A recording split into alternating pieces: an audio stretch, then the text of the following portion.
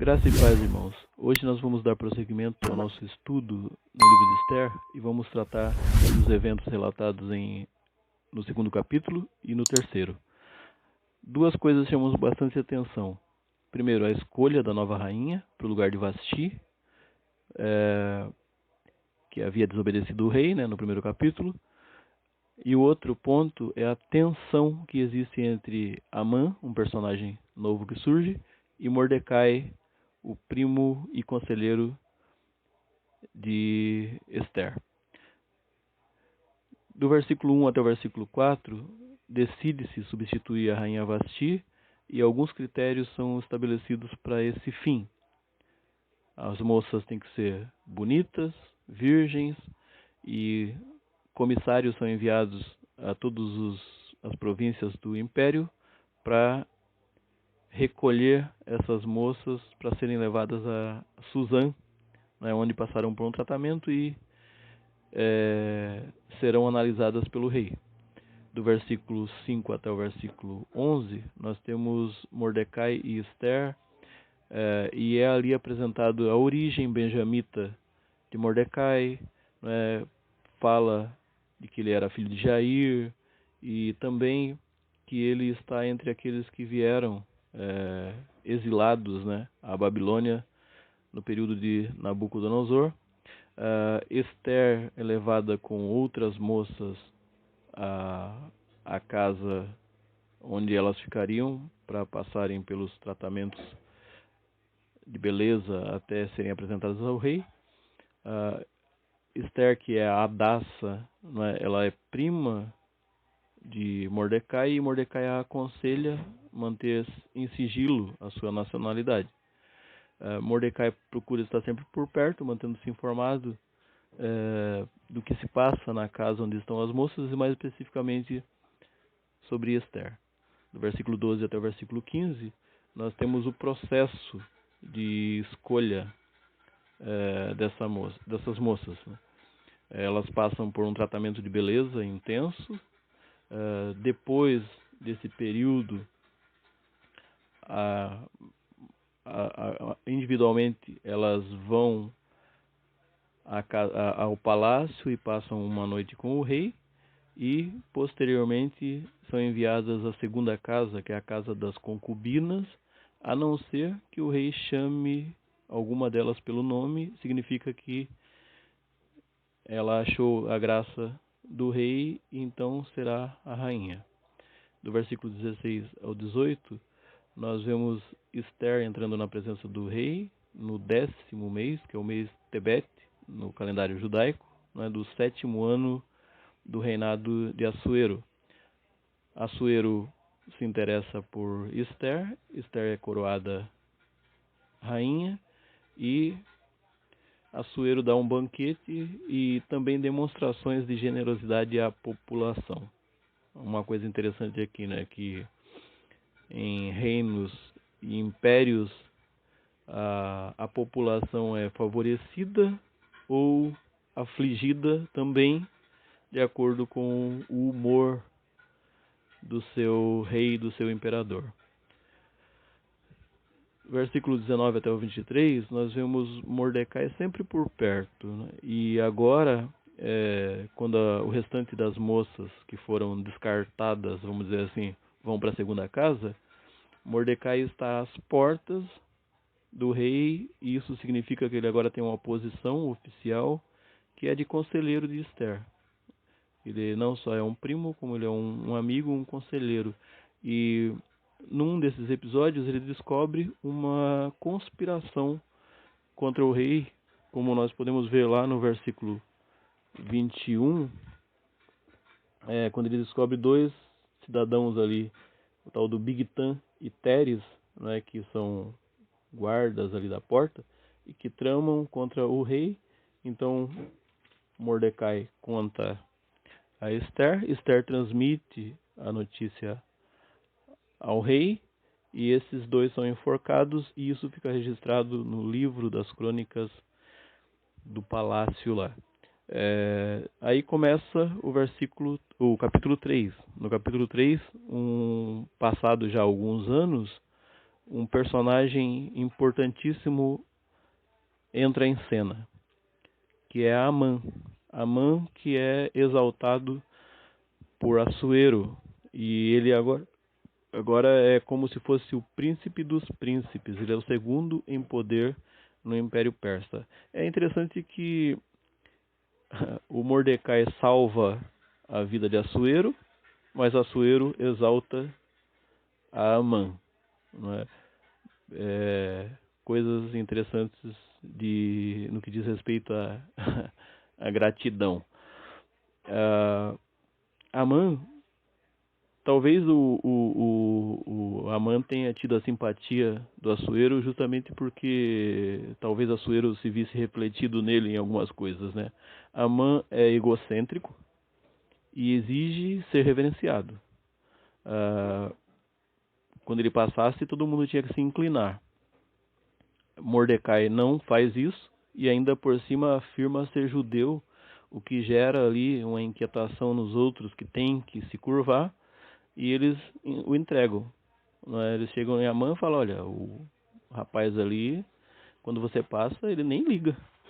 Aí essa irreverência de Mordecai, que era benjamita, torna-se pretexto para a vingança de Amã, que era agagita, contra os judeus. Algo que nós vimos na introdução já é antigo, não é? Mas que o Amã cultiva, não é? Aquela rivalidade, aquele ódio ali no coração. Do versículo 7 até o versículo 11, nós temos então Amã tramando a morte dos judeus. Ele aproveita o período do Pur, que é no início do ano, quando eram lançados sortes para as datas e para os meses, e aí ele relata uma suposta rebeldia de um povo espalhado pelo império. Ele nem diz que são os judeus, mas por querer pegar os judeus, ele fala, olha, tem um povo aí espalhado pelo império, que eles têm as suas próprias leis, não é? Eles parece que não ligam muito pelo que o Senhor, no caso Assuero, estabelece, e aí ele faz a cabeça de Assuero no que diz respeito às vantagens, inclusive econômicas, do extermínio desse povo. Olha, se a gente matar eles, os cofres do império vão ser aquecidos economicamente numa quantia bem considerável.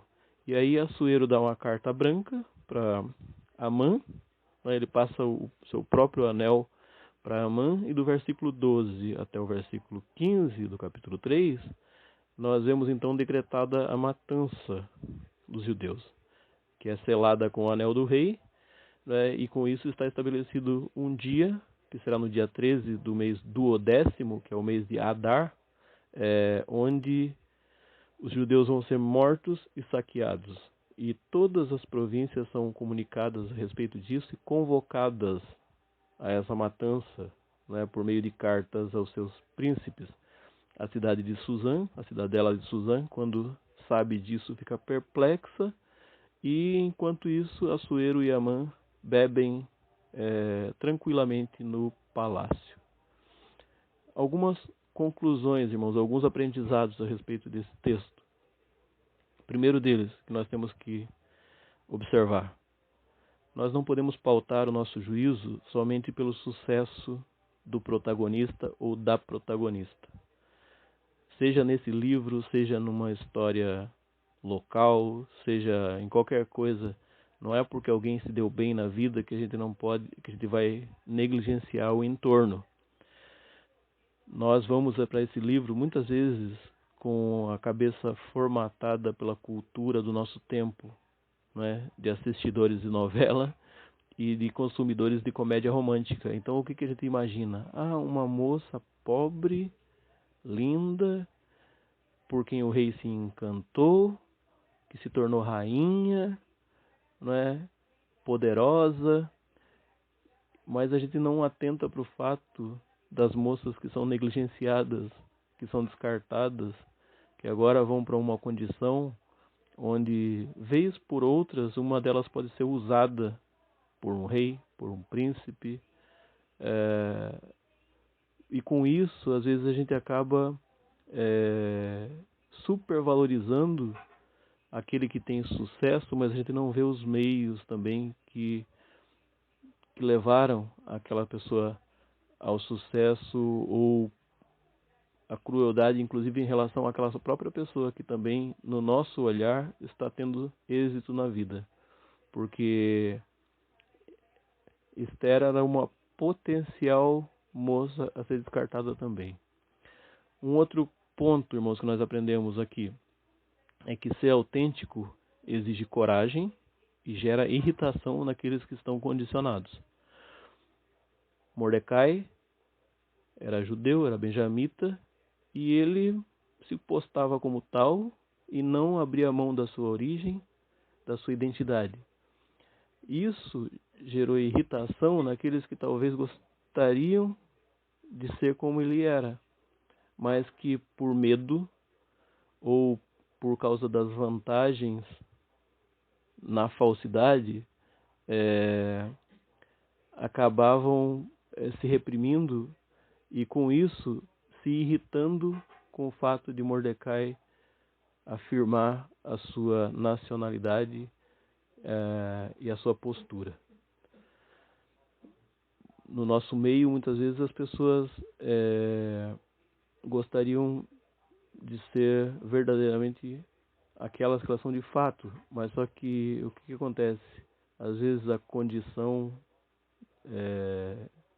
de trabalho, as vantagens, fazem com que elas tenham que ter uma vida dúbia, né? E aí quando chega alguém que persevera naquilo que acredita, que é aquela pessoa que é tanto ali como em outro lugar, aquilo ali pode gerar irritação em outras pessoas.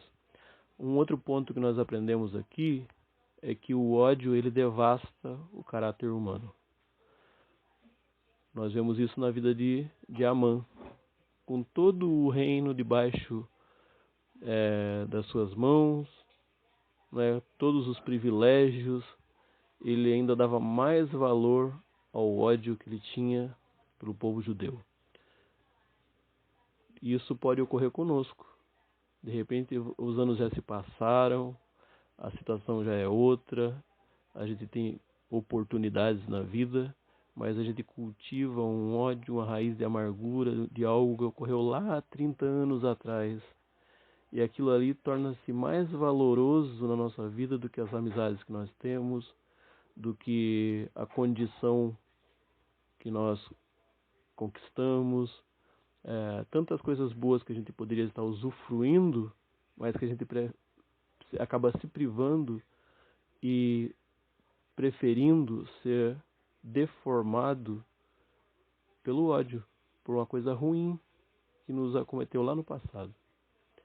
Para terminarmos, irmãos, algumas lições que nós tiramos daqui. Uma, não existe tirania boa. Riqueza e glória não justificam impiedade. Nós temos que tomar muito cuidado quando a gente glamoriza a violência, o crime, e a gente não leva em consideração quem está sendo prejudicado com tudo isso. Lá em Mateus, no capítulo 4, versículo 8 até o 10, Satanás, depois de tentar de várias maneiras a Jesus, ele leva a um lugar onde ele pode ver todos os reinos da terra, e aí ele fala, olha, tudo isso eu te dou se prostrado me adorares. E Jesus expulsa Satanás ali e diz, olha, adoração só a Deus. Não é? Então nós temos que tomar muito cuidado quando a gente acha que a violência se justifica quando não é praticada contra nós. Que, olha, o fulano ele faz um monte de coisa errada, mas ele me ama. Então a gente tem que ser mais generoso para com aqueles que sofrem e não são necessariamente a nossa pessoa. Um outro cuidado. Cuidado com o que você faz com o orgulho ferido. Romanos 12, 21 diz que nós não podemos nos deixar vencer pelo mal, mas vencer o mal pelo bem. Nós não cultivarmos raízes de amargura, porque isso aí pode nos destruir. E por fim, irmãos, algo que nós aprendemos com Assuero é que o homem poderoso, ele é irresistível na mesma medida em que ele se torna manipulável. Lá em Provérbios, a palavra diz que a soberba precede a ruína, né? E a altivez, a queda. Paulo nos conclama lá em Filipenses a termos o mesmo sentimento que houve também em Cristo Jesus, que mesmo subsistindo em forma de Deus, não usurpou o ser igual a Deus, antes a si mesmo se esvaziou e se entregou por todos nós, e nessa sua humilhação até a morte, que foi uma morte de cruz, Deus o exaltou e deu o nome que está acima de todo nome. Muito cuidado quando você começa a ocupar posições de destaque, seja na vida profissional, na vida ministerial, porque a gente vai achando que uma vez que a gente tem a competência para se estabelecer, então automaticamente tudo que a gente faz é bem feito, é sábio, e a gente nem se dá conta de que muitas vezes a gente está sendo manipulado por gente sorrateira, por gente mal intencionada, mas por conta da nossa vaidade de achar que se a gente foi inteligente o suficiente para se estabelecer, a gente não cai em armadilhas, esse orgulho pode nos derrubar. Não é? A Amã se utiliza da força e do poder de Assuero para manipulá-lo.